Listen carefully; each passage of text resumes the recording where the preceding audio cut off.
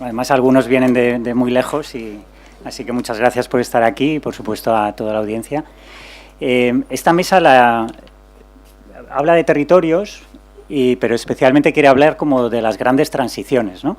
Esta mañana pues comentaba pues ese fuera de límites, ¿no?, en el que parece que entramos desde marzo en el planeta, y la realidad es que estamos ante muchas grandes transiciones, pues en transición energética, en circularidad, en salud, en la resiliencia de las ciudades, en servicios ecosistémicos globales, ¿no?, de agua, de tierra, etcétera.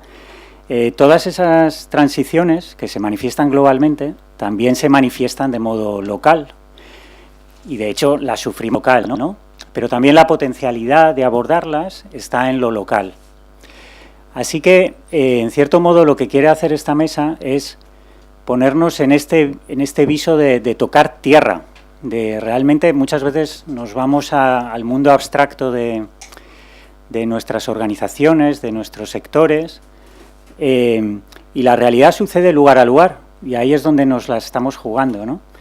Así que lo que traemos aquí es una mesa en la que todos los presentes tienen mucho que aportar sobre estos abordajes sistémicos y de cómo se pueden desarrollar en territorios. A veces no tanto ninguno de los que estamos aquí desde grandes business cases, pero sí desde esa inquietud, ¿no? Porque yo creo que este es un terreno muy nuevo en el que todos tenemos que estar aquí aprendiendo. Pero como decíamos al principio, si realmente todas estas grandes retos, todas estas grandes transiciones necesitan de estos abordajes, tenemos que tomarnos muy en serio por qué hasta ahora no los hemos podido resolver. ¿Qué nos está faltando en la manera de abordarlas? Que ahondar en la misma manera no va a hacer sino alargar la profundidad de los retos, ¿no? Así que, bueno, esta es la idea de mesa. Entonces, os voy a ir introduciendo a partir de una serie de preguntas. La primera pregunta va a ser muy general, que es ¿qué os trae a territorios o qué os evoca como oportunidad? ¿Qué estáis aprendiendo de este tema de territorios? Para que vayamos todos aprendiendo de ello. Y yo me voy a permitir hacer una pequeña también como mi propia aportación de entrada para poner ese marco, ¿no? Porque, bueno, este es un tema un poco nuevo. Y luego ya os introduzco a cada uno de vosotros, si os parece, damos unos 5 minutos y luego ya abrimos muchas rondas de preguntas, y abiertas a todos. En primer lugar, ¿por qué Impact Hub estaríamos aquí lanzando este tema, ¿no? Impact Hub nace hace 20 años cuando un grupo de empresarios o de emprendedores deciden que haciendo cosas juntos pueden conseguir más que por separado, ¿no? A un distinto nivel, es decir, cada uno tiene su propio proyecto, pero luego a la vez trabajan como sistema en determinadas soluciones conjuntas. Esto realmente crea una nueva figura que es el sistema como tal. Y este es un gran aprendizaje que normalmente se nos escapa. Cuando hacemos un árbol del problema en una teoría de cambio, muchas veces buscamos problemas que a veces son nodales, pero no vemos el elefante en la cacharrería, que es nadie está cuidando al sistema. Es decir, ¿quién se ocupa del sistema agro en Cantabria? ¿O quién se ocupa de todos los agentes como tal? Entonces, en cierto modo, ese gran elefante que nadie ve, muchas veces es el que hace que las soluciones que encontramos sigan sin abordar ese gran elefante que nadie va.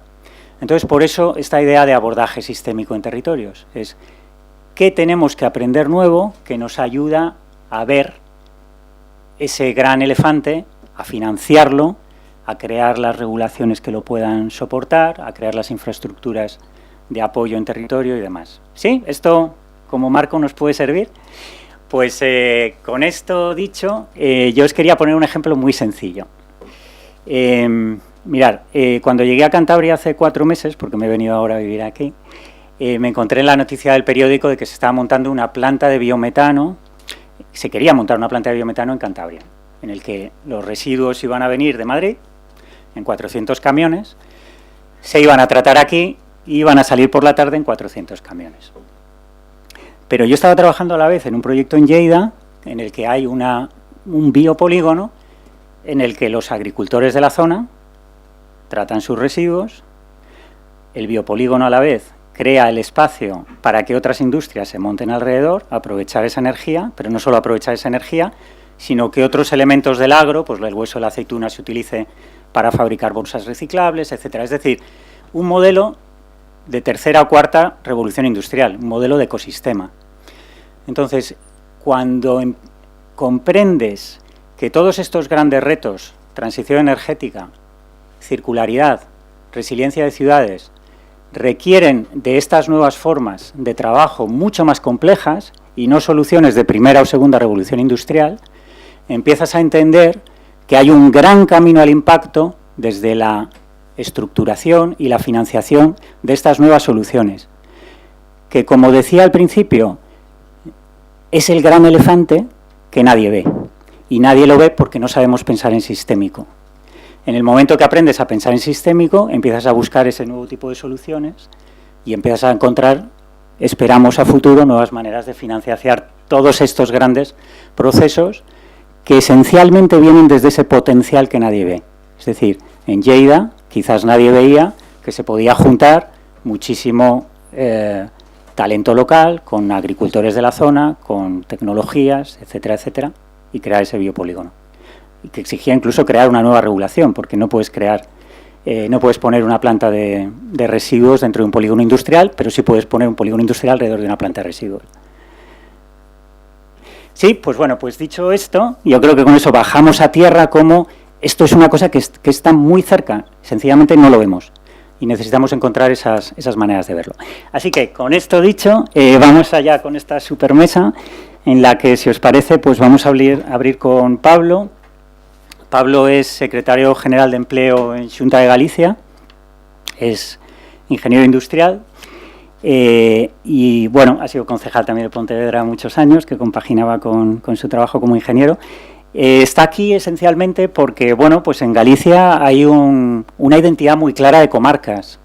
Cada comarca es muy distinta y la realidad es que, en este caso, es cómo entiendo que cada comarca tiene un potencial a desarrollar, ¿no? Y cómo creo empleo desde crear futuro en la comarca, es decir, crear una visión de comarca y hacia dónde puede ir y poner la infraestructura para desarrollarla, ¿no?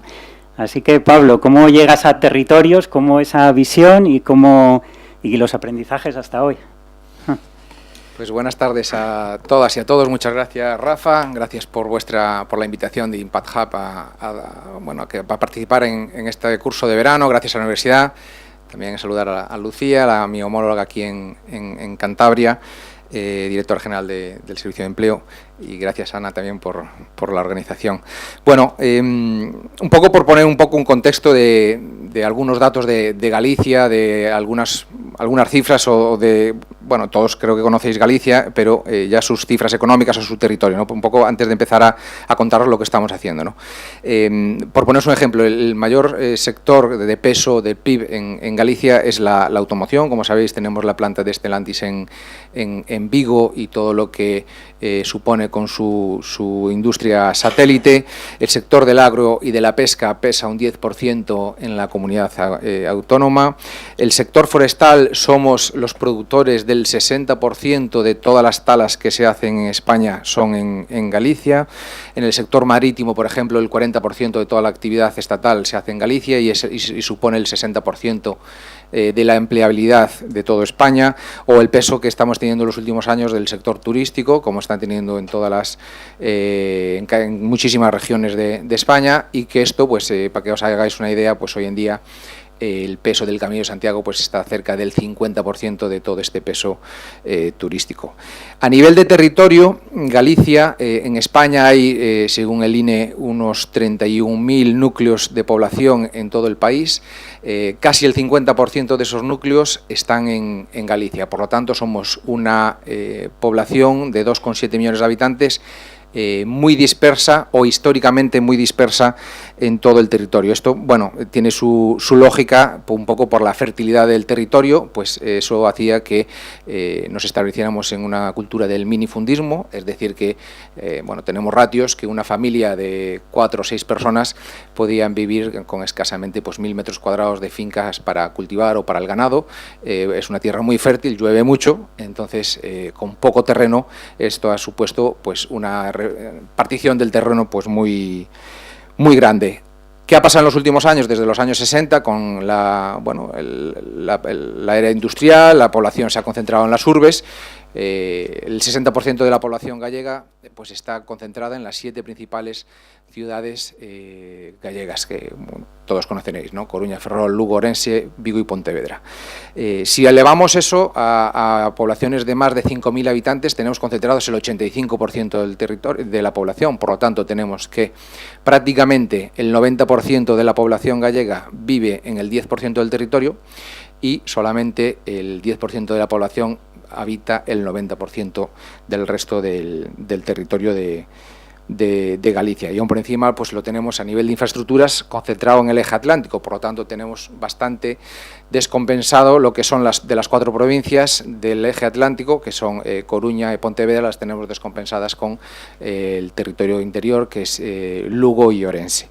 A mayores de esto, lo que decía Rafa, nosotros tenemos una fuerte identidad territorial con las comarcas, que son pues esas agrupaciones en base a una repartición eclesiástica que había en su día, en el cual pues hay varios ayuntamientos que conforman una comarca, ¿no? Y tienen una fuerte identidad territorial. ¿Qué estamos haciendo? Pues desde hace unos años hemos identificado el emprendimiento, el empleo diría yo, ¿no? El empleo como el primer factor fundamental para buscar autonomía personal. Estoy hablando de autonomía personal a cualquier colectivo o colectivos específicos, ¿no? Y sobre todo hemos detectado que puede ser una herramienta muy útil el emprendimiento para el autoempleo, para fijar población en el rural.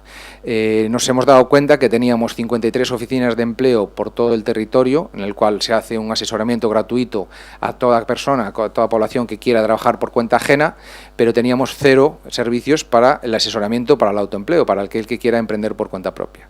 Entonces hemos aprovechado los fondos, hace unos años los fondos MRR, para generar una red de polos de emprendimiento que le llamamos, son unas oficinas repartidas por el territorio, ubicados, ninguna está en ninguna de estas 7 ciudades, están repartidas por el territorio rural y son oficinas en las cuales pues asesoramos gratuitamente a los emprendedores. Le hacemos un seguimiento, allí entran en cualquier etapa de su vida emprendedora, cuando están iniciándose, cuando están consolidándose, cuando quieren abrir una nueva línea de negocios, cuando se están internalizando o incluso cuando quieren morir laboralmente. ¿Qué es esto de morir laboralmente? O sea, cuando se jubilan, ¿no? Que ahí después profundizaré un poquito más en esta figura, ¿no? A raíz de ahí, bueno, pues hemos hecho una estrategia de digamos, repoblación o de ruralización basada en el emprendimiento, acompañada de una estrategia de coordinación del ecosistema.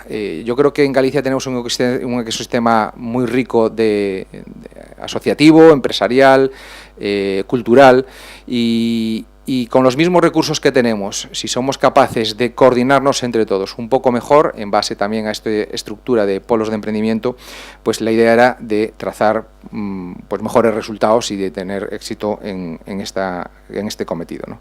A raíz de ahí, pues elaboramos una estrategia, hicimos varios pilotos, alguno acompañado de Impact Hub, ¿no? en territorio rural, de cómo coordinar ese ecosistema. A la mañana, en la última ponencia, pues se comentaba esto, ¿no? Quién quieren cambiar las cosas y quién es capaz de cambiarlas, ¿no? Es muy difícil pues esta coordinación y esta acción, ¿no? Hemos hecho dos experiencias piloto que nos han funcionado muy bien.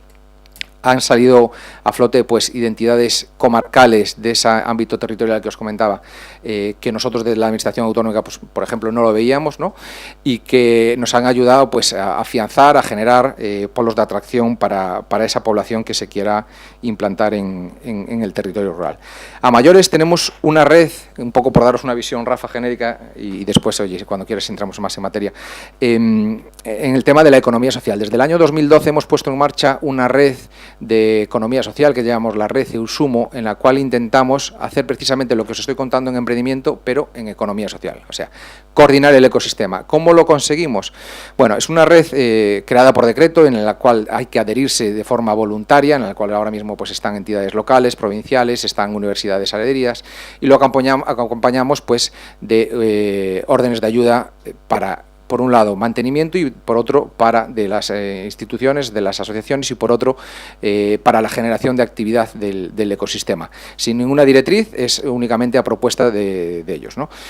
Tenemos más de 600 entidades adheridas, es una red que está fomentando muchísimo el tema de la economía social, en las 5 vertientes, cooperativas, que sabéis que Galicia es una tierra, o si no lo digo yo, es una tierra bastante histórica con el tema de las cooperativas, especialmente las agrarias, centros especiales de empleo, sociedades laborales, fundaciones, etcétera, etcétera.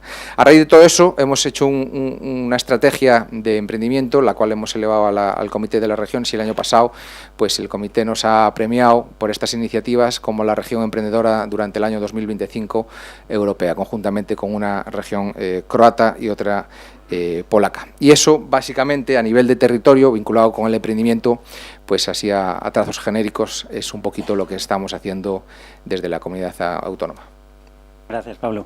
Pues luego vamos volviendo con preguntas y ahora hacemos esta primera ronda, así que, Ana, nos encantaría me encantaría que presentaras a la audiencia algo que está siendo ahora mismo puesto como ejemplo OCDE, Comisión Europea, Naciones Unidas, que son las agendas compartidas de la RIS3CAT de Cataluña, ¿no? Ana viene de IRTA, que es un organismo de investigación que depende de Generalitat, y ella a su vez pues está liderando en cierta medida o parte del grupo en la agenda compartida de transformación agraria y también colaborando en algún otro proyecto en Lleida en concreto y demás. Así que, Ana, todo tuyo.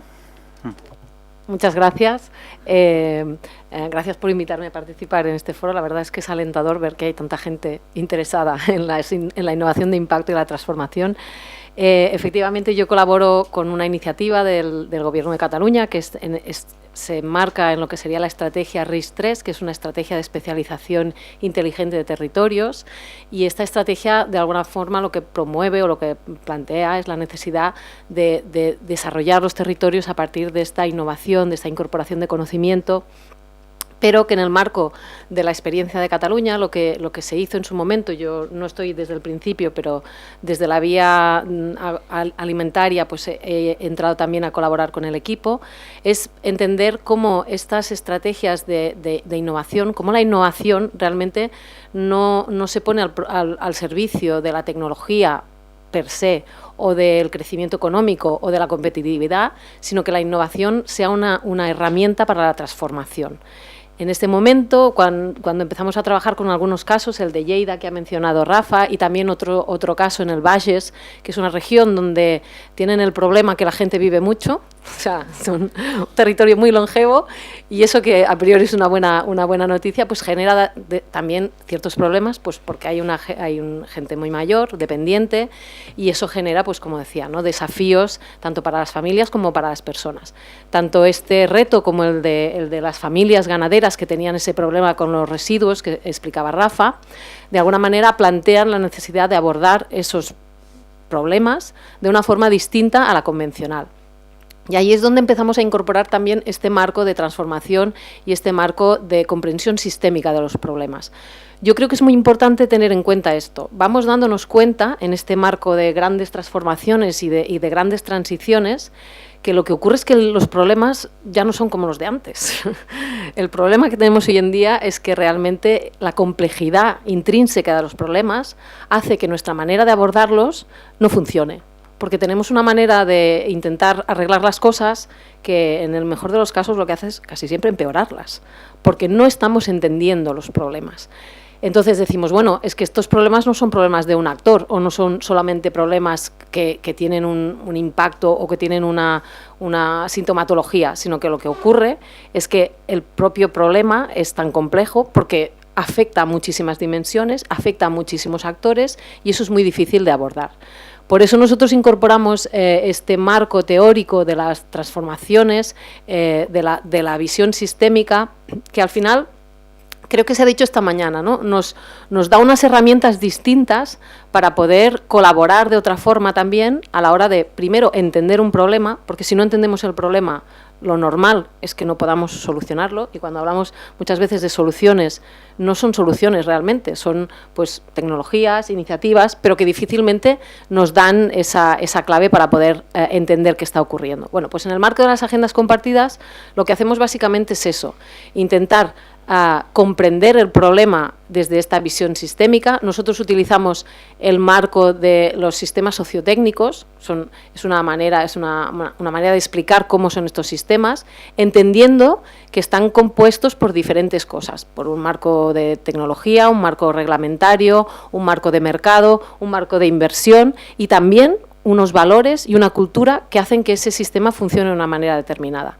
Por ejemplo, fijaros en el sector alimentario, qué importante es ese marco de la cultura, qué importante es entender que actuamos como actuamos, comemos como comemos, consumimos como consumimos, porque en este momento hemos llegado a entender la comida casi como, pues eso, una mercancía, ¿no? Se hablaba esta mañana de que la producción sostenible o que la producción ecológica es cara. Bueno, es cara porque no ponemos todo el coste que tiene realmente producir de otra manera. Pero, sin embargo, eso es lo que hace que nuestra manera de funcionar sea la que es. Bueno, pues en el marco de las agendas compartidas lo que intentamos hacer es eso. Ante un problema específico, intentar, con la participación de todos los que tienen realmente interés en resolver ese problema, primero, comprenderlo entre todos, decidir o pensar cómo nos gustaría que fuera el futuro, hacia dónde nos gustaría ir, esa visión de futuro que utilizamos en nuestra manera de trabajar, y luego empezar a entender dónde están las palancas de cambio, las oportunidades y las barreras que nos impiden avanzar en esa dirección. Esa es un poco la teoría, el marco teórico que nosotros aplicamos y que lo estamos aplicando a un nivel local. Como ha dicho Rafa, muchos de los problemas que estamos percibiendo no son locales, son globales. Estamos hablando de cambio climático, estamos hablando de envejecimiento, estamos hablando de inestabilidad geoestratégica. Por tanto, son cosas que en realidad quedan bastante lejos de nuestra capacidad de alterar o de cambiar. Y sin embargo, eso se traduce a un nivel local. Bueno, precisamente por eso, nosotros lo que decimos es, esos problemas ya son reales y, por tanto, lo lógico es que habrá gente en cada uno de los diferentes espacios, sitios, intentando resolver ese problema. Y eso es lo primero que intentamos hacer, ver qué está ocurriendo ya sobre el territorio, ver cómo ese reto, ese problema toma forma sobre el territorio, ver qué actores, qué agentes están intentando hacer algo en ese territorio y a partir de ahí empezar a andar juntos hacia esa visión de futuro compartida que da nombre a esta idea de las agendas compartidas. Al final se trata de que diferentes actores que comparten un problema, que probablemente tienen una visión muy parcial de ese problema porque cada uno ve la parte que más le afecta, cómo ponemos en conjunto esas distintas visiones del problema, cómo entendemos que estas diferentes dimensiones del problema deben ser abordadas en su conjunto, porque si no, no vamos a poder cambiar el sistema. No podemos estar luchando, por ejemplo, contra un marco regulatorio que de alguna manera determina que las cosas sean de una forma. Hay que entender por qué las cosas son como son y luego ver qué capacidad tenemos de movernos o de modificar este sistema. Entonces, yo creo que eso es lo que está haciendo que sea un caso un poco de referencia, porque, como decíamos antes, ¿no?, estamos llevando a la práctica algo que en realidad tiene una base teórica que a veces incluso es un poco que hace bola, que decimos, ¿no?, porque tienes que hablar de conceptos, de teorías de cambio, etcétera, etcétera. Bueno, pues eso a veces no resulta tan fácil si tienes que moverte a un nivel muy conceptual y, sin embargo, cuando lo aplicamos al caso real de un problema, de un territorio, de unos actores concretos, resulta mucho más fácil entender por qué es necesario que lo hagamos juntos. Ninguno de estos problemas complejos a los que nos estamos enfrentando los podemos resolver individualmente. Entonces, bueno, pensamos que además sobre esta base es posible generar toda una serie de experiencias, de casos pilotos, de aprendizajes, como decía Rafa antes también, que luego son trasladables a otras realidades que no tienen por qué ser estrictamente locales. Es decir, esos aprendizajes luego son trasladables y es posible escalarlos o reproducirlos de manera adaptada en otros territorios que pueden tener desafíos parecidos. No sé, un poquito así como para empezar. Muchas gracias, Ana. Voy a dar el paso a Tomás. Para mí es un inmenso honor dar el paso a Tomás, porque siempre que vengo aquí y le escucho me emociono. Yo creo que uno de los primeros elementos que estábamos comentando aquí es aprovechar el potencial. Entonces, esa capacidad de ver distinto, de dejar de ver una cosa y empezar a ver otra, y decir, pero si aquí hay un potencial sin utilizar enorme. Después de esa trayectoria de 40 años, Tomás, me encantaría que compartieras cómo has visto evolucionar personas, organización y el territorio que lo acogía y no sé, qué sale de todo esto, ¿no? Pues muchísimas gracias, buenas tardes. Gracias a Ana por convocarnos cada año con gran esfuerzo para que sigamos reflexionando. A Carlos, a todo su equipo. Directora, buenas tardes. A ver, una primera reflexión global, ¿vale? Porque el primer abordaje sistémico que ha hecho historia en la historia de la humanidad ha sido definir los ODS. Yo recuerdo que hasta hace muy poco todos nos referíamos a lo que estábamos haciendo en función de los ODS y parece que nos hubiéramos casi olvidado de ellos, y es la gran invitación que teníamos para trabajar juntos. De hecho, la generación de alianzas entre todos los actores para que al final empujáramos todos, pues parecía que era la conclusión del objetivo que nos podría permitir algo transformador, realmente transformador, ¿no? De hecho, Agustín nos puede dar una lección sobre ello, de cómo se crea a nivel mundial, ¿no? El GSG, el Global Steel Group, del cual pues España hace 6 años crea el Spain Up, un poco como aportación de nuestro país a este movimiento global que se proponía en reunir nada menos que 2 billones de dólares cada año para apoyar a los gobiernos, a las administraciones que se preveía que no iba a haber recursos suficientes para cumplir con los ODS. Sevilla, la cumbre de Sevilla nos ha recordado, hablando de la financiación, del desarrollo, que hay 4 billones de déficit ya acumulados. Y esto quiere decir efectivamente que se ha vuelto a poner sobre la mesa, ¿no? Que tenemos que tener una guía de trabajo conjunta, porque si no abordar los problemas globales en territorios concretos, pues a cada uno podemos ir por un lado y al final se trata de que logremos trabajar juntos, ¿no? Este déficit no solamente, a mí me llama mucho la atención como no solamente ha faltado esos 4 billones, sino que lo que se ha aportado hasta ahora está asfixiando económicamente a las economías emergentes, ¿no? Como el pago de la deuda para muchos países es superior al pago de la educación, al pago de la sanidad. Y esto nos tiene que hacer reflexionar muy seriamente sobre lo que estamos haciendo, si realmente estamos consiguiendo una inversión de impacto transformando, o al final estamos condenando aún más el futuro de las personas, de la gente, que para eso era buscar recursos, dinero con alma, ¿no? Con propósito. Yo creo que esto, como primera reflexión, me parece que es muy importante, porque al final lo que hagamos deberíamos de retomar esos objetivos para ver si efectivamente estamos alineados, ¿no? Raúl nos podrá hablar mucho de ello, pero yo creo que en España este paso que damos de poner 400 millones de euros para mejorar la financiación de las entidades que estamos trabajando en el territorio, me parece que es clave, porque tenemos que tener mucha más capacidad de abordar los grandes retos, como la longevidad, por ejemplo, pero también tenemos grandes retos con los jóvenes y con los niños por problemas de salud mental muy serios. Tenemos grandes retos con la juventud que no encuentra vivienda. Tenemos grandes retos con la integración de las personas que vienen del mundo de otros lugares. Y tenemos grandes retos también, incluso tecnológicos, para digitalizar los apoyos a las personas. Tenemos grandes retos climáticos. El calentamiento global es un problema de primer orden, una auténtica emergencia. Bueno, seguramente nos falta mejorar instrumentos, ¿no? Para que al final en nuestro país podamos tener mayor confianza quizás entre los inversores y entre los emprendedores, ¿no?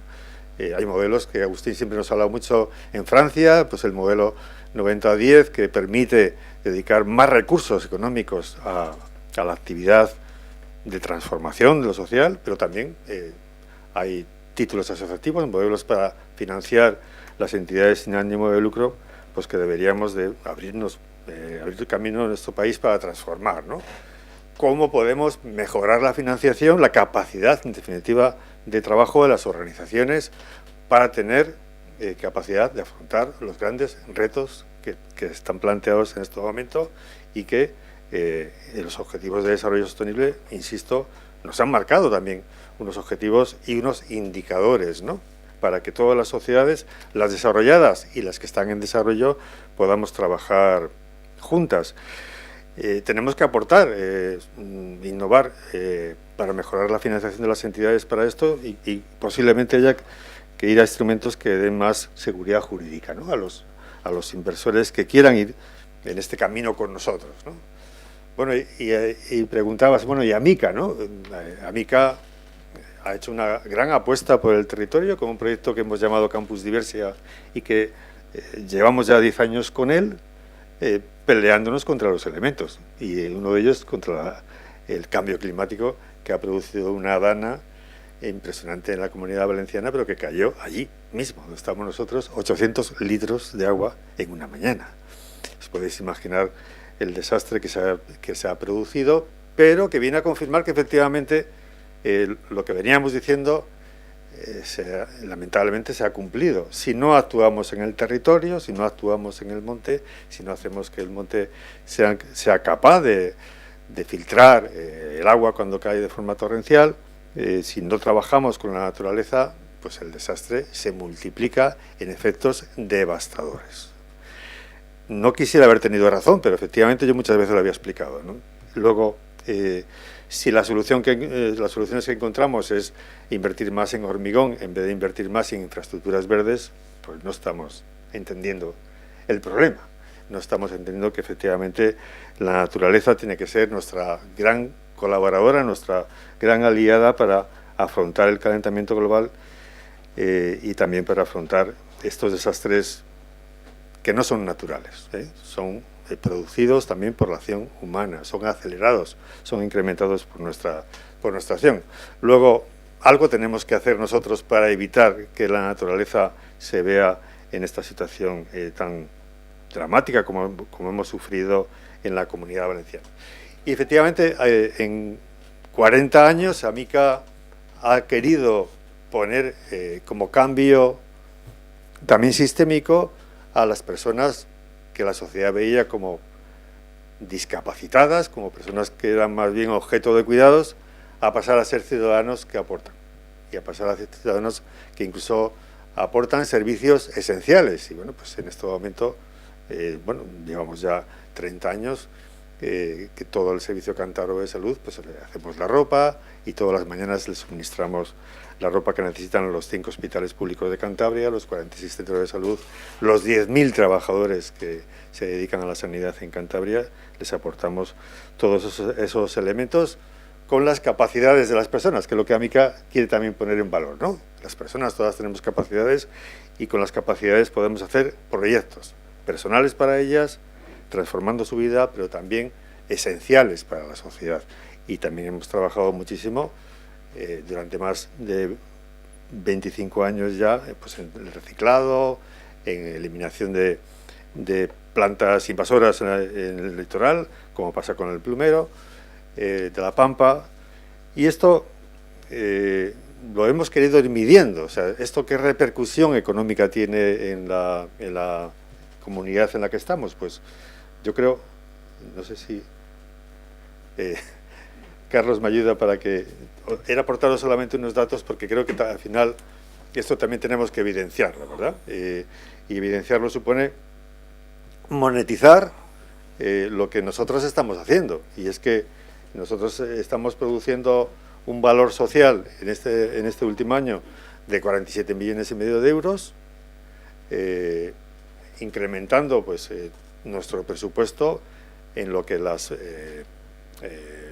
grupos de interés nos demandan o piensan que es la aportación que Amica hace, ¿no? En las familias, pues una valoración de casi 6 millones de euros, en las personas usuarias de casi 8 millones de euros, en las administraciones públicas en ahorros que estamos produciendo también, pues casi 5 millones de euros, también en los clientes que mantienen otros trabajadores efectivamente en casi 12 millones de euros, los propios proveedores en 1.700.000 euros.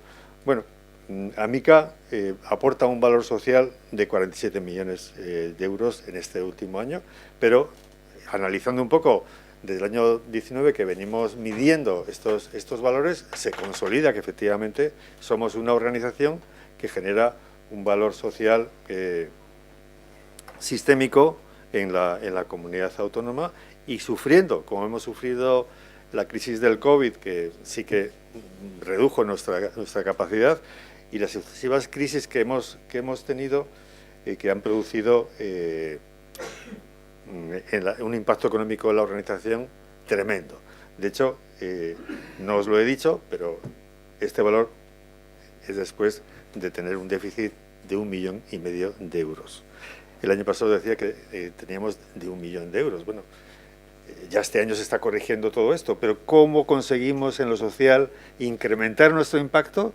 Incluso cuando las cuentas tradicionalmente entendidas van a peor, han ido deteriorándose en los últimos años de forma significativa, por el propósito, porque nosotros ponemos por delante el propósito de sacar adelante el futuro de la gente. Pero también porque nosotros estamos tratando de evidenciar que la inversión que la Administración hace en nosotros, de las ayudas que recibimos, pues somos capaces de multiplicar en resultados, ¿no? Incluso de ir mejorando esto, de que ante las dificultades, esa resiliencia, ¿no?, que lo social puede aportar y que yo siempre reivindico, la economía social, pues podamos convertir en 10 euros cada euro que estamos recibiendo de ayudas públicas, ¿no?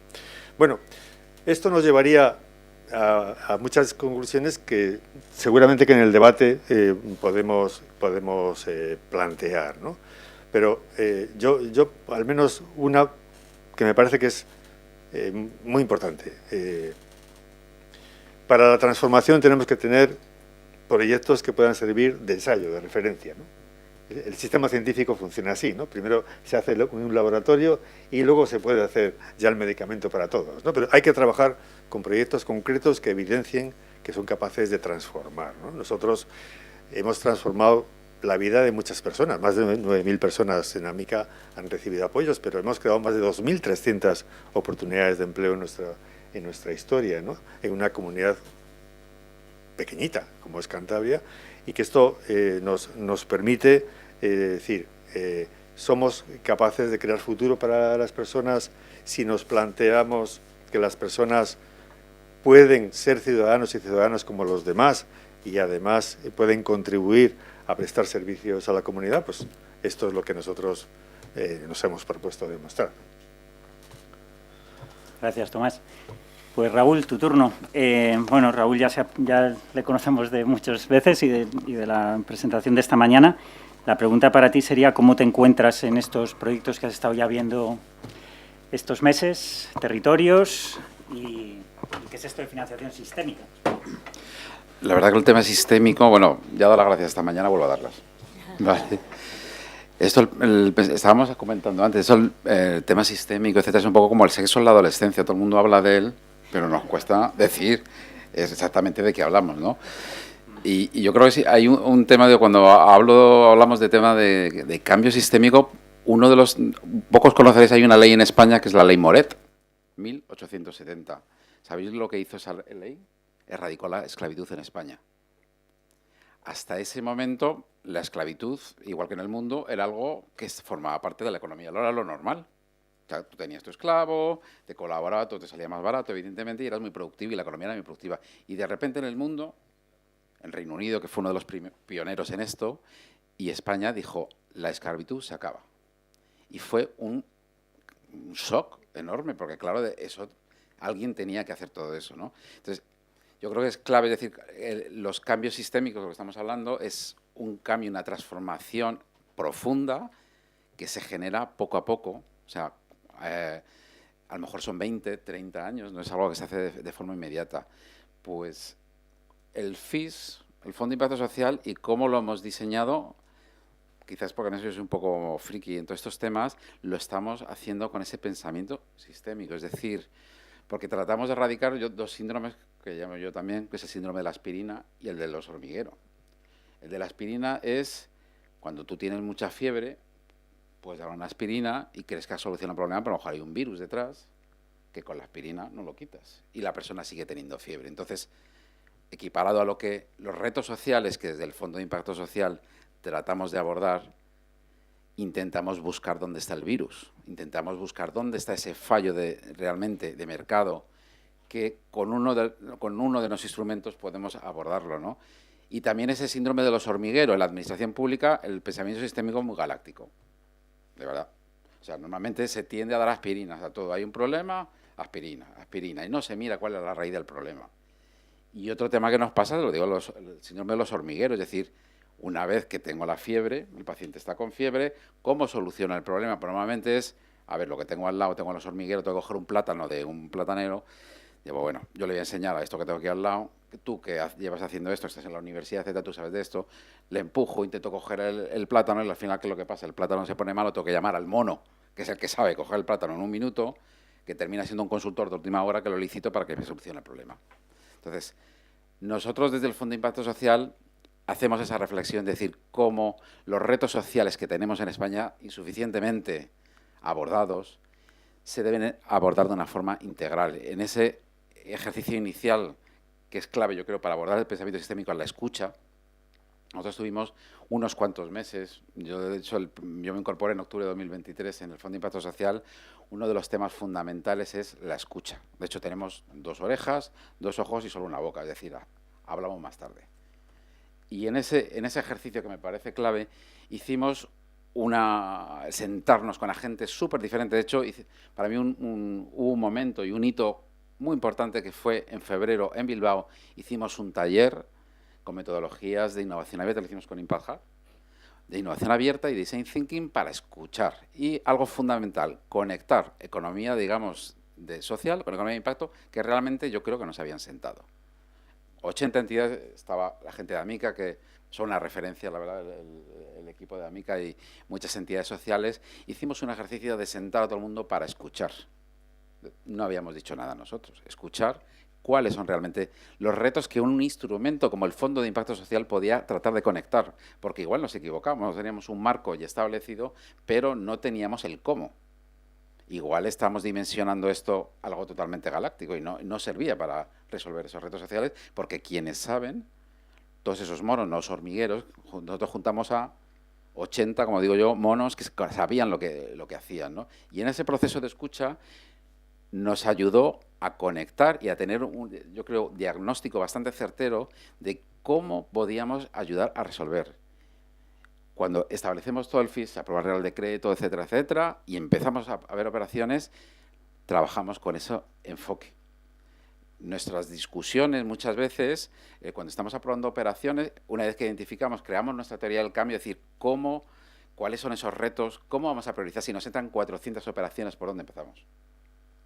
Eso nos ayuda a decir, vale, estas 11 temáticas que hemos identificado, como os decía esta mañana, la de vivienda fue en rojo, la desigualdad es uno de los efectos encadenados, la exclusión, cómo afecta, por ejemplo, todo esto en la infancia, que es un tema fundamental. Hay montones de temas en los cuales la vivienda, por ejemplo, y el empleo son uno de los factores que están afectando mucho. El tema de la discapacidad, como las personas con discapacidad, que tenemos en España un 10% de nuestra población tiene algún tipo de discapacidad. 10%, estamos hablando de 47 millones, 4.700.000 personas. De ellas tenemos 1 millón de personas que tienen algún tema de problemas visuales.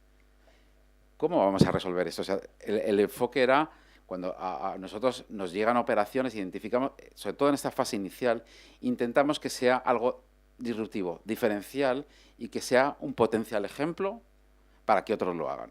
En la innovación, a mí el concepto que me gusta es, nosotros no queremos evitar que nos copien, sino que todo el mundo quiera copiarnos. Ese es un tema fundamental. De hecho, las operaciones que hemos aprobado, la de Tu Techo, por ejemplo, que hablábamos, ¿cómo surge Tu Techo? El problema de la vivienda es uno de los problemas fundamentales que tenemos en España. ¿Nosotros vamos a resolver el problema de la vivienda con el Fondo de Impacto Social? Ojalá, pero es imposible. Podemos estar soltando 400 millones durante varios años, todos los meses, y no lo resolvemos. Pero ¿qué es lo que hicimos? Vamos a tener una visión integral de una problemática como esta, porque está conectado. Es vivienda con personas jóvenes, personas mayores, con recursos bajos, ingreso mínimo vital, migración, una familia monoparental con hijos. Eso es el día a día, está todo conectado. Y normalmente, ¿cuál es el problema que tenemos? La visión muchas veces del sector público es de aspirina. Doy un incentivo X, pero no ves el problema completo. No entiendes. Y en el caso de Tu Techo, que es lo que tratan es de abordar el problema de, por ejemplo, el sinhogarismo, que son los temas que realmente creemos que se puede abordar. 35, 40.000 personas en España con este problema, gente que está... migrantes que están en chabolas, en los casos que yo he visto más, que a mí me ha impactado muchísimo, en el mar de plásticos en Almería tienes 3.000 personas que están viviendo en chabolas en 2024, ¿no? Entonces, abordarlo, decir vale, ¿es el acceso a vivienda el gran problema que tienen este tipo de personas? No solo. O sea, son personas que, por ejemplo, tienes personas sin hogar, que están debajo de un puente, literalmente. ¿Es solo que yo le dé acceso a una vivienda? Pues no, porque una persona a lo mejor sin hogarismo, yo le doy una vivienda, vale, he hecho el TIC, ya le doy una vivienda. Pero es una persona que normalmente tiene un problema de salud mental importante, a los 3 días se me va de la casa. Entonces, claro, es que no quiere, le estoy dando una vivienda y fíjate cómo es esta gente, ¿no? Y no abordas el problema de forma integral. En cambio, con Tu Techo, por ejemplo, ahí está la parte sistémica, aborda con entidades sociales, o más de 70, abordan de una forma integral el problema de esta persona. Y que sea un tema replicable en cualquier territorio. Es decir, personas sin hogar tienen un acompañamiento desde un principio con entidades que están especializadas en trabajar con colectivos vulnerables. ¿Y qué es lo que hace? Uno de los hitos es que esas personas, cuando tienen cierta estabilidad, tienen la vivienda y el empleo son con los pilares, yo creo, fundamentales, suponiendo que ya estamos sanos, ¿vale? Vivienda y empleo son los pilares fundamentales para tener un mínimo de estabilidad. Entonces, abordarlo de forma integral, de forma que seguramente entre 3 y 6 meses, esas personas puedan despegar y poder tener una autonomía que cambia y transforma la vida de las personas. En eso esperamos y en ese enfoque que más de 2.000 personas se vean beneficiadas por algo así y que sea replicable. O sea, eso es un poco nosotros cuando vemos proyectos de impacto social intentamos conectar. De hecho, nosotros cuando llega una operación hacemos como un checklist de todas estas temáticas, de a qué temas se está tocando. Pero también es como creemos que puede resolver, porque como os decía, hay temas que están conectados. Tema de la cultura, de lo que es sensibilización, el cine de impacto, porque puede ser un poco galáctico, pues es una forma de abordarlo. ¿Queremos 1.000 películas de campeones? Pues igual, no sé si 1.000, pero necesitamos cambiar las conciencias de mucha gente en la forma de abordar muchos de los retos, ¿no? Pues gracias, Raúl. Vamos allá con segunda ronda y enlazando quizás con lo que ha dicho Raúl, retomando Galicia, yo creo que esta presencia de actores locales, pues lo mismo que estabas contando con Sin Techo, sucede con Tu Techo, perdón, sucede con el proyecto Polos, ¿no? Al final contáis con organizaciones que están en el territorio, que son las que están ahí poniendo sus recursos para gestionar estos polos, gente que se conoce a todo el mundo ahí, es decir, que cuando hacéis un piloto local entre vosotros y ellos, pues convocáis a todo el ecosistema, es decir, hacéis un abordaje policéntrico, entendiendo que cada territorio es distinto, conectando con la primera pregunta, pero luego además, ahora estáis implicando, habéis estado también formando a los agentes de desarrollo local, que es una estructura que depende de los ayuntamientos, porque entendéis que también hay que llegar a las mancomunidades, etcétera. Y lo interesante de esto, y enlazo con lo que comentaba Carlos Ballesteros por la mañana, del proceso, de la transparencia en el proceso, es, voy a enseñar a estos señores, a estos agentes de desarrollo local, a pensar en términos sistémicos, porque en vez de traerme un proyecto, que me traigan un proceso colaborativo de territorio, ¿no? Entendiendo que desde ahí construimos mucho más, ¿no? Y me encanta porque luego además lo hacéis, y de nuevo proceso, con pilotos, ¿no? Es decir, hagamos el piloto. Así que, Pablo, cuéntanos más sobre esto.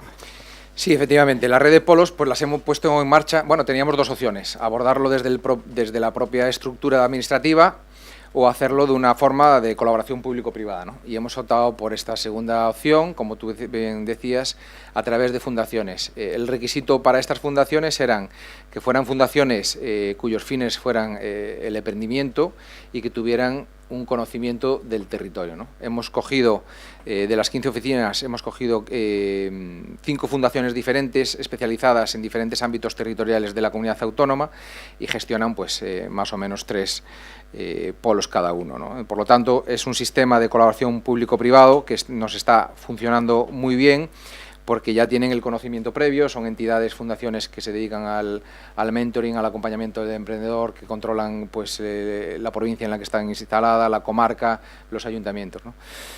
Eso lo hemos reforzado, como bien decías tú también, con el tema de los ADLs, ¿no? Que es una figura que yo creo que está extendida a nivel estatal, que es una figura que de agente de desarrollo local, el cual financiábamos desde la comunidad autónoma desde hace muchísimos años a las entidades locales, a los ayuntamientos, y que es un ejército que tenemos disperso por el territorio y que no estábamos coordinando, a nuestro juicio, correctamente. Entonces, lo que hemos hecho es una formación de darle herramientas, de cómo enseñarles a ellos mismos, por iniciativa propia, pues coordinar el ecosistema local de su territorio. Y esto, a mayores, pues hemos hecho las 2 pruebas pilotos. Uno en un territorio 100% rural, en la comarca de Carballiño, en el cual pues hemos juntado a los diferentes actores, pues estoy hablando de agentes de desarrollo local, estoy hablando del propio polo de emprendimiento, pues también estoy hablando pues de las asociaciones de jóvenes empresarios, la Confederación de Empresarios, las asociaciones culturales, bueno, pues todo tipo de actores que tienen algo que decir sobre el ecosistema. Y el otro piloto es en un entorno semiurbano, que es en el entorno de Ferrol, en el cual pues la realidad es diferente, pero los actores pues son también abundantes, digamos, ¿no? Bueno, y ahí tú, Rafa, casi lo puedes contar mejor que yo, que lo has vivido en primera persona y te ha tocado moderarlo, ¿no? Pero yo creo que el resultado de todo esto ha sido muy satisfactorio. En vez de darle los peces de mono, es la caña de pescar. Se han coordinado, siguen en contacto, está creciendo. Tiene su lado también de que nos presionan a nosotros, a la administración, más, ¿no? Porque requieren recursos pues para poner en marcha pues todos los proyectos, pero sobre todo es el hecho de generar la entidad local, ¿no? Y quién mejor que ellos saben lo que quieren o lo que es bueno para su territorio. Nosotros lo hemos puesto desde el punto de vista del autoempleo, del emprendimiento, pero esto pues tiene otras derivadas, ¿no? Y que va en aumento. Todo esto a mayores, pues un poco, no sé si lo quieres enfocar ahora o más adelante, ¿no? Que también estamos haciendo otro piloto que os adelantaba un poco antes al principio, que es el reto del relevo generacional, ¿no? Yo creo que en todos los sectores y en todos los territorios estamos teniendo este problema.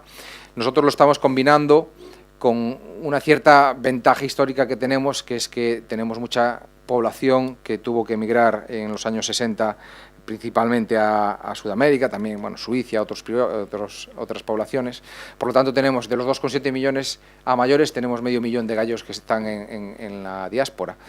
Ya son hijos, ya son nietos de gallegos, ¿no? Entonces, lo que estamos intentando hacer es un proyecto piloto de atracción de talento al territorio, un poco vinculado también a ese sentimiento de volver a la patria, de volver a las raíces de donde partieron sus abuelos, sus padres. Y nos está funcionando muy bien, y nos está funcionando muy bien cuando lo enlazamos con el emprendimiento. Nosotros tenemos un escaparate virtual en el cual todos los negocios que se están a punto de jubilar en Galicia, todos, ojalá fueran todos, ¿no? A los que quieran, lógicamente, anunciarse, pues tenemos una plataforma en la cual los tenemos detectados y los estamos machando muchas veces con gente de la diáspora que quiere volver, que tiene esa cultura emprendedora más desarrollada que aquí, que en Europa, y que les da igual, que aunque tienen raíces gallegas, les da igual implantarse en Santiago de Compostela que en Melide, que en otro territorio, ¿no? Entonces, es una manera también de traer con ese piloto, pues de ir juntando y cerrando el círculo. Gracias, Pablo. Ana, retomando agendas, sois fanáticos del proceso, de nuevo el proceso, ¿no? Pensando en futuro, en cómo esos procesos pueden ser financiados, ¿no? Es decir, cómo entras en un proceso de transformación agroalimentario a nivel provincial, ¿quién financia un proceso de un sector que son 10.000 millones de euros, ¿no? Por eso tan importante el proceso, porque luego en el horizonte está cómo se financian sistémicamente estos procesos. Sí, bueno, eso me parece súper importante porque, si os fijáis, estamos muy acostumbrados a trabajar por proyectos, por iniciativas, se acaba la financiación, se acaba el proyecto. Esto es así en general, también en la investigación, y eso es contradictorio con lo que hemos dicho antes. Las transformaciones son procesos a largo plazo, son procesos que implican aprendizajes, que implican desaprendizajes. Yo creo que es súper importante toda esta idea que hemos dicho también de ser capaces de probar y ver qué es lo que puede realmente ser alternativo a lo que está establecido como convención. Por tanto, si estamos hablando de transformaciones, vamos a tener que pensar en todos estos procesos de cambio, de un cambio muy profundo. Las transformaciones son un tipo de cambio específico, estas que realmente nos permiten desinstalar también valores e ideas que son muchas veces lo que tiene más potencial. Hemos visto varios ejemplos, ¿no? Si estamos hablando de innovar en el ámbito social, pues es casi más importante entender que una persona con una discapacidad es que tiene unas capacidades diferentes, o lo que os decía yo antes, ¿no? Que el alimento no es una mercancía sino un bien esencial. Estos elementos a veces son los que nos dan esa potencia, pero claro, trabajar a largo plazo con estos procesos no es fácil. Nosotros creemos que precisamente la creación de estas coaliciones de actores que se ponen de acuerdo para empezar un camino hacia una dirección de cambio es lo que da consistencia a ese mecanismo de cambio, y que precisamente esa visión compartida y esa idea que moviliza esa energía en el territorio es lo que permite también dar garantías a los inversores de que eso va a llegar a alguna parte y va a tener un impacto. Es decir, yo creo que trascender a lo que es el marco de un proyecto finito y concreto le da a la herramienta de las agendas compartidas un gran potencial. Es decir, vamos a ser capaces de generar en el marco de esa agenda compartida una capacidad de atraer diferentes fuentes de financiación, diferentes recursos, para que ese proceso realmente sea propelling, no sé cómo decirlo. Es decir, que tenga la capacidad de seguir atrayendo esa energía, esos recursos, para que se vayan dando estos cambios a largo plazo. Creemos que eso en realidad ofrece garantías a que realmente estas inversiones o estos recursos que se aportan en estas agendas compartidas van a tener un resultado y que no van a acabar en el momento en que ese proyecto o esa iniciativa termine.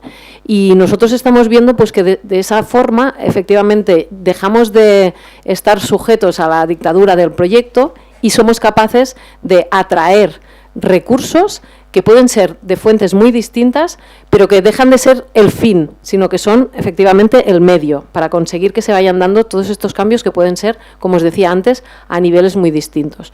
Nosotros estamos con esa idea bastante convencidos de que, lo que os decía, ¿no?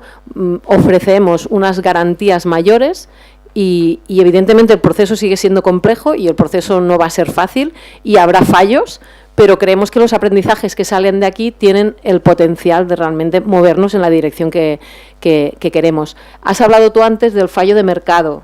Nosotros estamos viendo que muchas veces las iniciativas lo que tienen es el fallo de la direccionalidad, esa direccionalidad que nos viene marcada por los ODS.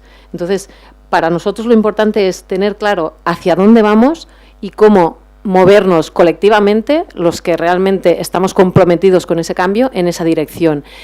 Y cuando digo colectivamente no quiero decir todos a la vez, ni quiero decir por consenso. Un elemento, un aprendizaje importante en el marco de las agendas compartidas ha sido precisamente la gestión de los conflictos, porque cuando intentamos tener una visión compartida de un problema, lo normal es que no estemos de acuerdo, porque cada uno tiene una percepción muy distinta de lo que está ocurriendo, de lo que es más importante y de cuál es la solución. Y normalmente la solución buena es la de cada uno. Entonces una de las cosas que tenemos que aprender a hacer también es, vamos a gestionar estas polaridades, vamos a gestionar estos conflictos, vamos a saber que de entrada es posible que no todos estemos de acuerdo en cómo hacer las cosas, pero que el movimiento se muestra andando. Entonces nosotros hemos visto que efectivamente cuando hay una coalición de personas comprometidas, de esas personas que realmente no duermen por culpa del reto o del problema y que son las que están dispuestas a comprometerse de verdad,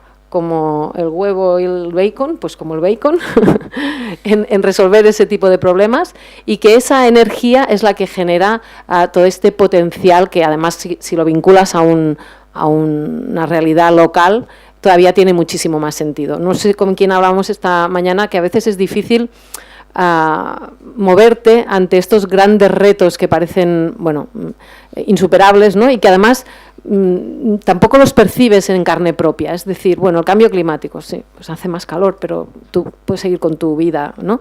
En cambio, cuando tú eso lo llevas a una realidad personal, a un paisaje real, a un problema de un hijo tuyo, eso tiene una potencia y eso tiene una capacidad de movilizar mucho mayor.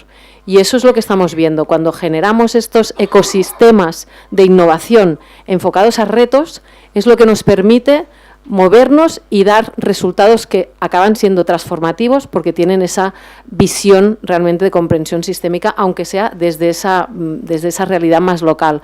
Nosotros hablamos de misiones bottom-up. Seguro que habéis oído hablar mucho del tema de orientación a misiones, pues ir a la Luna, o Mariana Mazzucato nos habla de esas grandes misiones que deben llevarnos no sabemos a dónde. Eso es así, es una manera de promover esos cambios y esa innovación, pero también es verdad que a veces esa visión, a veces muy elevada o muy genérica, resulta difícil de conectar con estas realidades y con estos problemas mucho más locales. Lo que estamos viendo nosotros es que desde esta aproximación más tangible, más bottom-up, es mucho más fácil activar estos procesos de transformación que queremos conseguir. Y ahí es como, bueno, pensamos que también de caras a invertir recursos por parte de la Administración, cuando además esos cambios o esas propuestas de actuación, esas actuaciones que queremos activar, vienen legitimadas por estos colectivos, por estas comunidades que están implicadas en el problema, también tienen esa mayor legitimidad que facilita que también desde las administraciones públicas puedan jugar o podamos jugar ese rol de alguna manera de acompañar o de financiar o de auspiciar estos procesos de transformación. Entonces, bueno, pensamos que es una manera de colaborar, una manera de colaboración radicalmente distinta a la que estamos acostumbrados y que también esta mañana lo hemos dicho, ¿no? Decimos que queremos colaborar, pero luego no sabemos cómo hacerlo. Bueno, pues muchas veces la respuesta es juntarnos para un propósito común, para un propósito compartido y eso, ponerse en marcha y actuar. Gracias, Ana. Tomás, sois organización de utilidad pública, sois en cierto modo una estructura que da soporte a mucha gente. ¿Quién os da soporte a vosotros? Es decir, estábamos hablando en la comida como, por ejemplo, Ubergi, que podría ser una organización parecida a la vuestra en sus orígenes, y luego han creado una estructura de apoyo a nivel, en toda una determinada área del País Vasco, en el que muchas organizaciones se soportan entre sí como creando un proyecto de futuro. ¿Cómo podemos ir hacia esto? Es decir, ¿por qué nos da tanto miedo la potencialidad de lo que podemos ser, ¿no? Bueno, como estoy en una mesa con administraciones, yo tengo que decir que en gran medida los resultados que os he podido presentar ha sido gracias a la colaboración con la administración pública. La colaboración de la Unión Europea, y financiamos gran parte de las inversiones en los años 90 para crear las infraestructuras necesarias para dar tantas oportunidades de empleo, y cofinanciado por el Gobierno de Cantabria, por el Gobierno de España también, y a lo largo de 40 años nosotros hemos trabajado en colaboración con los diferentes gobiernos que ha habido en Cantabria, siempre, y si no, no hubiera sido posible. Y esto es un aprendizaje también, porque efectivamente tenemos que compartir objetivos con los gobiernos, tenemos que trabajar juntos para sacar adelante el futuro de las personas. Y esto es la tarea que las organizaciones sociales y las que somos de utilidad pública tenemos que ser colaboradores con la administración. Y sin la administración no es posible. Esto es así. Con lo cual, para mí, me parece una lección muy importante, porque ya hemos llegado hasta aquí con unas, digamos, unos aprendizajes que han funcionado. El problema está en que tenemos retos mayores ahora, o igual, incluso otros retos que no teníamos entonces, y se requiere más inversión privada, y se requiere captar interés de inversión privada para que hagamos también equipo con esa inversión que quiere poner propósito a su dinero. Y es donde no estamos consiguiendo gran éxito, la verdad. Yo cuando digo que la gran apuesta que ha hecho Amica por invertir en el territorio para crear oportunidades para las personas con discapacidad en el territorio, pero también para luchar contra el cambio climático, que lo tenemos aquí y es muy perceptible en muchos aspectos, ¿verdad? No solamente que los veranos son más cálidos, sino que se están propagando enfermedades que hasta ahora no las teníamos tan cerca y se están aproximando por el cambio climático, y la salud de muchas personas, incluso el fallecimiento de muchas personas, se está debiendo ya a él, ¿eh? Pero tenemos que apostar por el territorio. Hay que poner recursos en el territorio para que podamos afrontar este gran reto que tenemos todos. Y nos va la salud de todas las personas, porque en las ciudades ya no hay casi quien viva.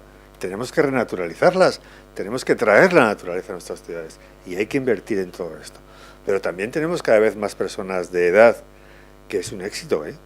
Es un éxito de nuestro sistema de salud, que podamos vivir tantos años, porque muchas enfermedades que eran fatales, pues ahora son crónicas y vivimos con ellas.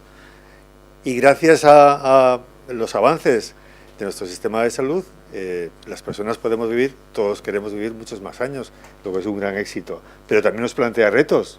No tenemos capacidad. Ya el propio sistema de salud no tiene capacidad, está desbordado para atender tanta demanda. Tenemos que digitalizar los apoyos, tenemos que ir al uso de la tecnología para todo esto, y son retos nuevos, ¿no? Pero en los que es imprescindible que trabajemos la administración, las entidades y la otra economía. Y esta es la llamada, señores, que aquí estamos, que lo que estamos haciendo nosotros es también para ti. No es porque pobrecitos que tenemos que recibir ayudas, no. Es que luchar contra el cambio climático es para que tú puedas vivir y tus hijos puedan seguir viviendo donde vivís. Es que trabajar por la longevidad es para que tú, cuando dentro de 25 años seas una persona longeva, tengas todos los apoyos que necesitas. Estamos hablando de ti cuando tengas una discapacidad, que seguro la vas a tener. No estamos hablando de otros. Otros lo tienen ahora, pero tú lo vas a tener también. Y tenemos que contar con los recursos necesarios para sacar adelante estos retos. Y en eso hay que arriesgar, porque sin riesgo no hay inversión. Si se pretende invertir en lo social sin riesgo, señores, esto no es así. En lo social hay riesgo siempre, como lo hay en la economía competitiva. Siempre hay riesgo. Pero, hombre, si pierdes algo de lo que has invertido, por lo menos habrá tenido un valor para las personas. No se ha ido por alcantarilla. Y todo el tiempo y todo el esfuerzo que realizamos las entidades con el apoyo de la administración, muchas veces no se recupera en lo económico, pero en el valor social que estamos produciendo, en resultados en las personas, se está recuperando con creces. Con creces. O es que cuando tenemos que poner un puente de nuevo porque se lo ha llevado a la riada, que estamos midiendo cómo vamos a amortizar ese puente. Pues igual en 300 años. Pero sabemos que es esencial para que las personas pasen de un lado a otro, ¿verdad? Y eso ya es un beneficio directo. Pero no lo contabilizamos. Sabemos que hay que invertir 200 millones en hacer un puente nuevo. Y ya está. ¿Se ha perdido ese dinero? No se ha perdido. No se ha perdido. Lo que no podemos es encasillar la inversión en lo social con los modelos económicos tradicionales, con la medición de la contabilidad que pusieron en marcha los mercaderes de Venecia. tenemos que ir a nuevos sistemas de contabilidad social que nos permitan tener esa proyección, que lo que hacemos ya es un beneficio directo que estamos produciendo en calidad de vida de las personas, en futuro para la gente y para ti, que en un momento determinado de tu vida vas a necesitar, o ahora mismo para tus padres, o para tus hijos, o para ti mismo, ¿no? Entonces, este cambio sistémico de mentalidad es necesario que lo produzcamos para que quien quiere hacer algo por el planeta, por los demás y para sí mismo, vea que efectivamente el emplear recursos tiene una garantía directa, que no es, bueno, pues hipotecamos esto o tengo estos bienes para hipotecarlo. Es la garantía de que estamos consiguiendo resultados en las personas, que es lo más importante que podemos hacer con el dinero que tengamos, sin duda.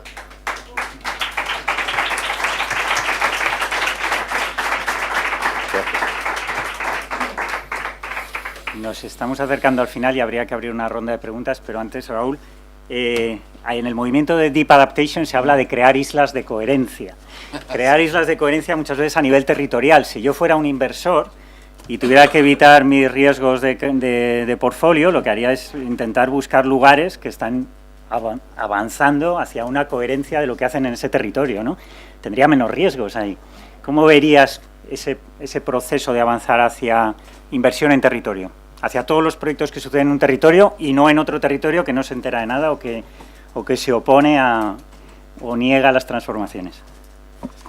Bueno, yo creo que estamos vosotros lo sabéis, en un momento realmente complejo, de una incertidumbre brutal. Yo creo que el post-Sevilla nos deja un mensaje un poco descorazonador, ¿no? A mí por lo menos o sea, por un lado dices, las grandes potencias del mundo, Estados Unidos, Rusia, China, no están en esto tan importante que estamos hablando. Tomás lo comentaba antes, ¿no? Hay un déficit de 4,5 billones de los europeos para poder abordar estos retos, ¿no? Y eso al final todo aterriza en personas a nivel local, etcétera, etcétera, ¿no? Pero por otro lado, yo un cálculo que hice a la vuelta de Sevilla en el AVE, es decir, de todo este flujos de capital que tenemos en el mundo, ¿dónde está quiénes son los que mueven realmente esto? Porque si queremos abordar todos estos retos y llegar a donde realmente están los problemas y resolverlo, necesitamos, como comentaba también Tomás, necesitamos que muchos actores diferentes, lo público, lo privado, lo multilateral, conecten. Esto solo seremos capaces de resolver estos retos y sobre todo de cambiar la cultura en la forma de abordar todos estos retos si conseguimos convencer a mucha gente. Los 5 mayores gestores de patrimonio del mundo y fondos tienen exactamente, lo calculé, eran 35,6 billones de los europeos, que es lo mismo que el PIB de Estados Unidos y la Unión Europea. Repito, el 35,6, que es igual, os habláis de BlackRock, Fidelity, etcétera, ¿vale? Solo BlackRock tiene 7,7 veces el PIB de España. Gestiona. Entonces, si queremos ayudar a resolver todos estos retos, es clave que seamos capaces de convencer también a muchas de este tipo de entidades, a banca tradicional que hablábamos esta mañana, etcétera, para que vean que esto no tiene más remedio que hacerlo. Que tengan una visión integral, y esa es una transformación, es que eso sí que yo lo veo como sistémico, es decir, que seamos capaces de que las empresas, los agentes del sector privado en eso, incorporen que el formar parte de la solución es también rentable para ellos. O sea, si no somos capaces de que lo vean así, esto cada vez va a ir a peor. Porque solos no podemos. La economía de impacto en España, en los informes de Speinau, si metemos la banca ética, estamos hablando de 3.000 y pico millones. Versus el 1,7 billones de crédito al sector privado, nos queda un montón. Entonces, si queremos convencer, para generar ese cambio cultural, tenemos que demostrar con los argumentos que nos van a escuchar este tipo de entidades para que se sumen, porque aunque sea por egoísmo. Ayer tuvimos una reunión súper interesante con un fondo bastante grande, un fondo europeo, que por primera vez va a entrar en España, nosotros vamos a entrar en él, y nos decía, en esa reunión le preguntamos a uno de los partners más potentes, ¿por qué estáis en esto del impacto? Este es un fondo que muy grande, ya cuando formalicemos ya sabéis quién es. ¿Por qué estáis en esto del impacto? Lo primero que nos respondió uno de los partners es, porque eso realmente es, estos van a operaciones grandes, ¿no? Es que esto es muy rentable, nos dijo, esto es rentable, hay un nicho, dice, es que la banca no está, y esto realmente es una oportunidad, no solo porque estás resolviendo un reto, que hay una parte de propósito de lo que haces, sino porque esto es algo que demuestra que tiene una sostenibilidad y es un tema de medio-largo plazo. Y eso, en un mundo cortoplacista, cuando hay muchas entidades que buscan el medio-largo plazo. Compañías de seguros que no están en esto. Fondos de pensiones que no están en esto. Entonces, nosotros en eso estamos jugando de apoyar también fondos en los que, uno, que acabamos de aprobar nuestra entrada, que por primera vez hay aseguradoras españolas entrando y utilizando métodos innovadores para hacerlo. El primer tramo de primeras pérdidas que se va a aprobar en una operación en España, que hemos aprobado. Esto es una forma, es decir, ser innovadores en la forma de resolver el reto. Y gracias a cada euro, con un tramo de primeras pérdidas, que eso se hace normalmente en países no desarrollados, atraemos 6-7 euros del sector privado. Eso es tener la visión transformadora, ¿no? Y bajando a los territorios el papel de las ciudades. Uno de los temas, por ejemplo, que estamos trabajando es la ciudad como agente de cambio, porque está la resolución de los retos está donde vives, ¿no? El generar una red de ciudades de impacto para que nosotros podamos coinvertir o cofinanciar con ellos por primera vez en esto del impacto, porque no están. Imaginaos, hay 8.200 municipios en España. Que un porcentaje de ciudades de tamaño medio puedan entrar en esto, que un porcentaje de los grandes bancos de inversión entren en esto, sumamos, desde al final creo que tenemos que cambiar nosotros nuestra propia mirada de un club relativamente pequeño para resolver estos retos, ¿no? Gracias. Ana, ¿podemos abrir un poquito turno de preguntas? Pues venga, pues vamos allá. Hay muchas manos. Hola, buenas tardes. Soy Javier. Bueno, antes de nada, gracias a todos porque el viernes tengo que estar en una mesa y se trata de ciudadanía e impacto y me estáis dando un montón de pistas. El problema lo voy a tener a la hora de seleccionar lo que pueda decir, porque si no, acabamos tarde. Estáis dando muchas pistas. Por lo tanto, gracias. Por un lado, la sexta mesa, la primera mención que se hace a los ODS. Así que gracias, porque estamos perdiendo el objetivo. Y no me quiero quedar con aquello que se ha dicho en una de las mesas anteriores, ¿no? Que en nuestra comunidad hablar de sostenibilidad, hablar de cambio climático, hablar de ODS está casi prohibido. Lógicamente se entiende lo que se quiere decir, ¿no? No es muy popular, diríamos. Pero bueno, creo que o lo tomamos en serio o mal vamos. Me gustaría saber dos cosas muy, muy cortitas, creo, en cuanto a respuesta, sobre todo. Tomás, ¿con qué método habéis calculado ese 1 a 10? Sí, era Pablo, me parece, ¿verdad? El que es que ya no me quiero marchar porque hoy no duermo, si no desarrollas eso que has dicho de muertes laborales. Me queda muy nervioso. Gracias.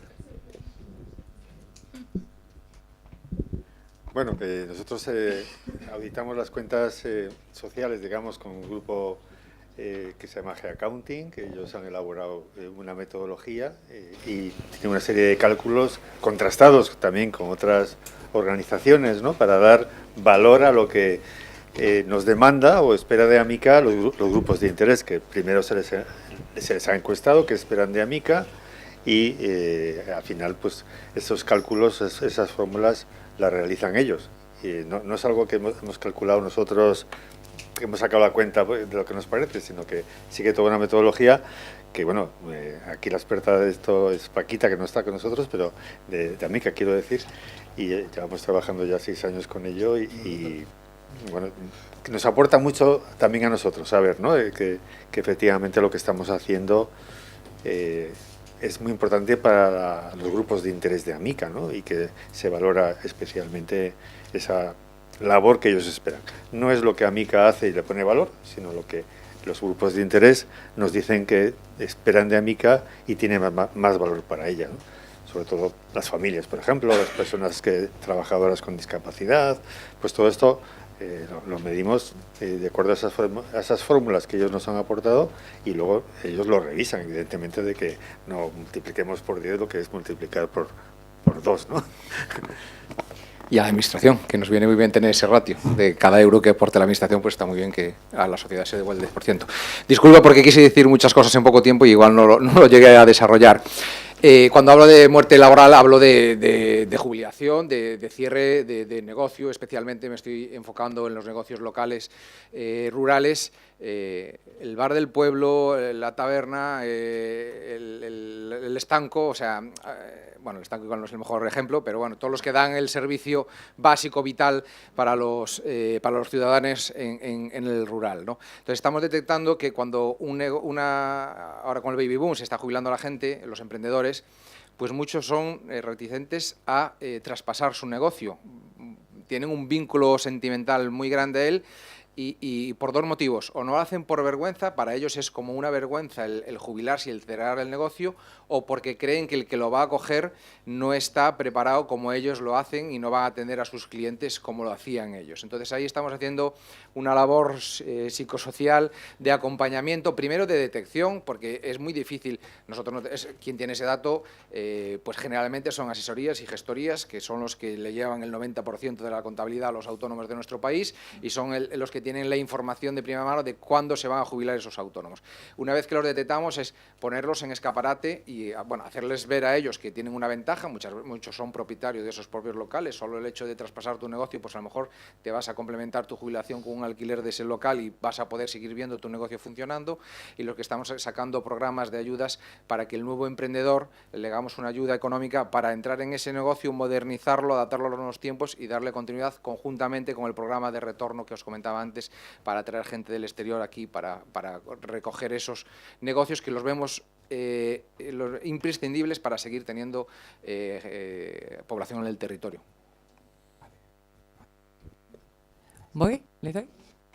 Hola. Bueno, yo os quería dar las gracias de verdad a los 5 porque estoy emocionada y reconectada, y tengo que admitir que llevo ya un tiempo que esto de la economía de impacto me generaba bastante dudas, pero estar en un panel que habéis mencionado, Matsukato, el abordaje de retos complejos, la experimentación, la innovación, me emociona bastante, y hago ahora un poco la reflexión súper breve de por qué. Yo creo que muchos de los que estamos aquí llevamos ya varios eventos que está lo que se habla en el panel y luego comentamos en los pasillos, en las comidas. Mejor, porque no, es una tortura esto. Con esto me siento que voy a defender una tesis y todo. Pero no es una tesis, es no sé, una reflexión un poco banal, pero con una petición.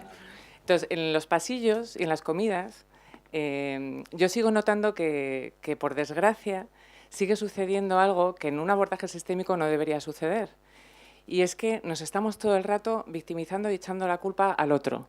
Si te pones el gorro de ONG, de fundación o de persona que estás en el barro, ¿no? Como decimos, que Óscar sabe muy bien a qué me refiero con esto, vemos a la gente que tiene el dinero como, buf, estos son chungos, están comiendo el pastel. Si te pones a hablar con los que tienen el dinero, jo, es que esta gente no entiende que tiene que ser rentable, tiene que producir tal.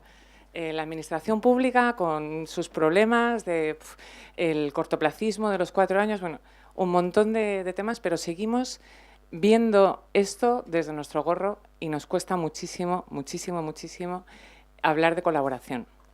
Y aquí traigo el mundo de la innovación. Raúl sabe muy bien que la innovación abierta, en el sistema de innovación, se mide y se evalúa en función de las colaboraciones. ¿Y por qué traigo esto? Porque creo que hay una oportunidad increíble y creo que en este ecosistema tenemos la capacidad, y vosotros habéis conseguido que me crea que hay la voluntad de innovar y experimentar en infraestructuras colaborativas, que es lo que hace falta.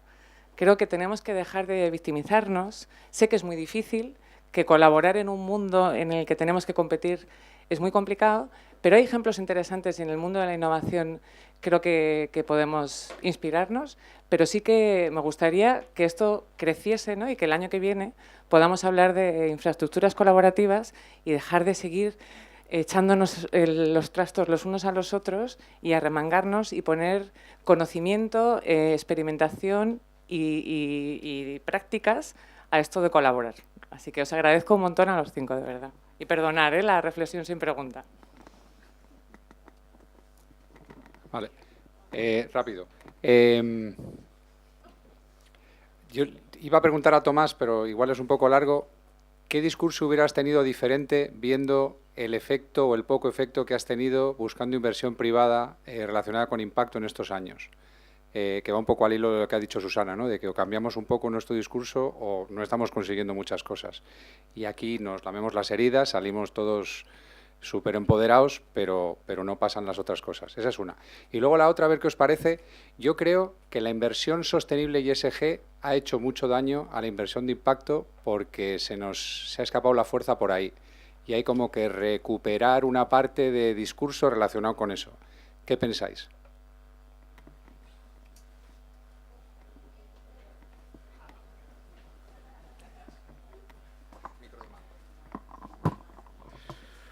Bueno, muy brevemente porque ya nos van a echar y tenemos todavía mucho curso por delante y podemos ir comentando. Sí que yo por lo menos he puesto en valor la colaboración con las administraciones y lo que se ha conseguido con eso. Lo que pasa es que no encontramos los medios de la colaboración con la financiación que necesitamos de la gente que dice que quiere,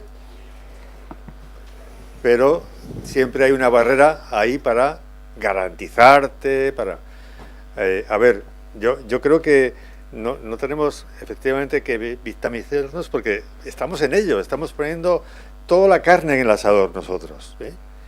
Y lo mismo que hemos ido reclamando colaboración a la administración, queremos la colaboración de la sociedad. Porque se trata, Ángel, realmente de que la sociedad entienda de que estamos hablando de ti, que no estamos pidiendo dinero para los pobrecitos, para nosotros, estamos hablando de ti. Y ese es el cambio de discurso que yo propongo, ¿vale? La estrategia de nuestro discurso es que lo que tú inviertas en esto es para encontrarte una sociedad que pueda acogerte mejor cuando lo necesites, o cuando tu padre lo necesita, o tu madre, o tus hijos, y que esto no va de otros.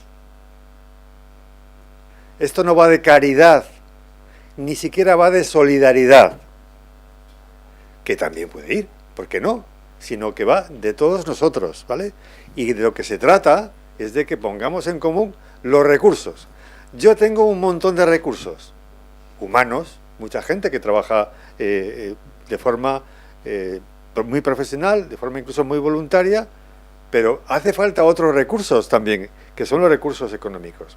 Y esos recursos es necesario que tú los pongas para que tengamos más capacidad todos, la administración y las organizaciones, para que podamos realmente afrontar esos retos. Yo creo que por ahí, si hablamos de ti, no hablamos de otros, de las personas con discapacidad, hablamos de ti cuando tengas una discapacidad. Que entonces vas a decir, oye, pero no hay este recurso, pero no me vienen a ayudar a casa, que ¿cómo es posible que exista esta barrera, que no puedo ir al cine, que me encuentro, que no puedo ir al restaurante con mis amigos? Todas esas cosas que ahora tienen otras personas como problema, si lo resolvemos ahora con tus recursos y los nuestros, entonces te encontrarás otro tipo de sociedad, ¿no?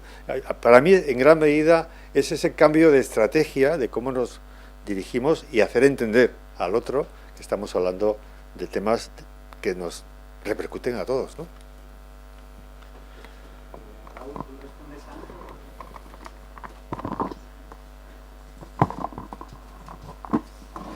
Rafa hablaba del árbol del problema. Yo a veces para resolver los problemas hay una metodología que es el antiproblema. No sé si la habéis utilizado alguna vez. Es decir, si yo no quiero solucionar algo, ¿qué es lo que no tengo que hacer? Es al contrario. O sea, ¿cuáles son todas las barreras que tengo que poner para que esto no salga, ¿no? Nosotros muchas veces intentamos hacerlo de esa forma, ¿no? Y además es un trabajo en el que trascenden a participar, por ejemplo, el abordaje de cómo desde el Fondo de Impacto Social podemos aportar en la resolución del reto de vivienda. Tu techo es un ejemplo, ¿no? Y en ese sentido dijimos, bueno, nosotros nos llegan muchas operaciones desde vivienda asequible en la calle Serrano, porque coliving en la calle Serrano, eso es vivienda asequible, o sea, cosas de todo tipo, salud como cadenas de gimnasios como salud.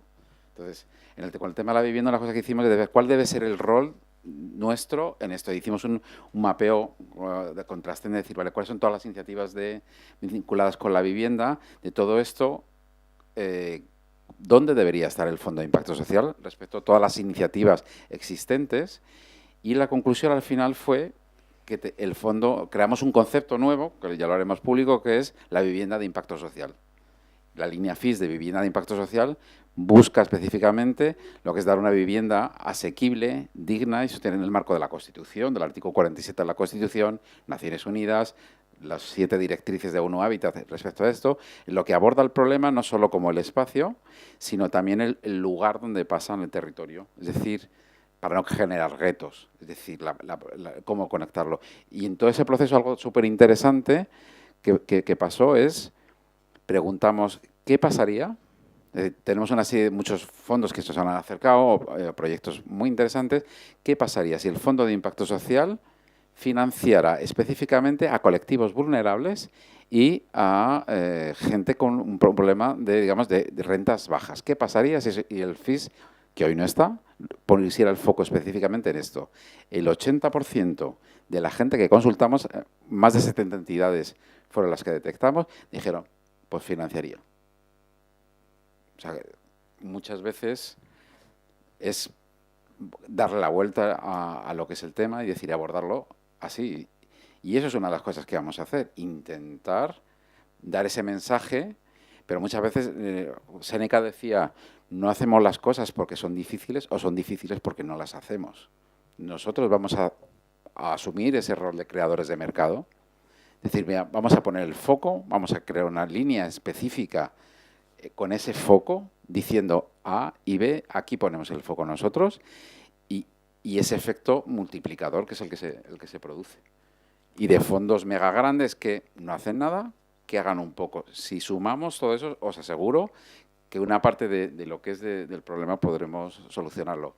Con que resolvamos una parte del problema, nosotros quedaremos súper satisfechos, ¿no? Pues María, ¿tú tenías una pregunta? ¿O ya no lo dejamos a Ana? ¿Nos cerramos ya aquí? Sí. Bueno,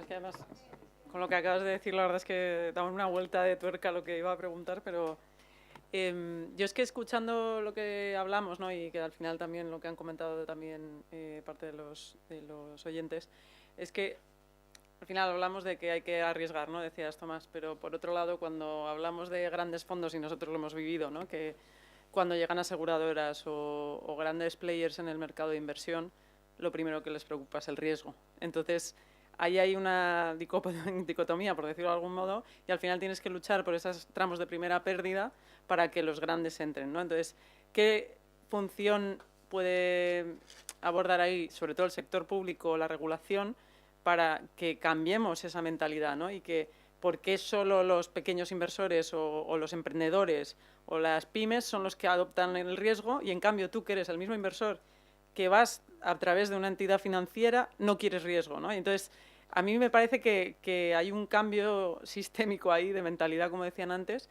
pero ¿quién debe ser el que tiene que abordar esto?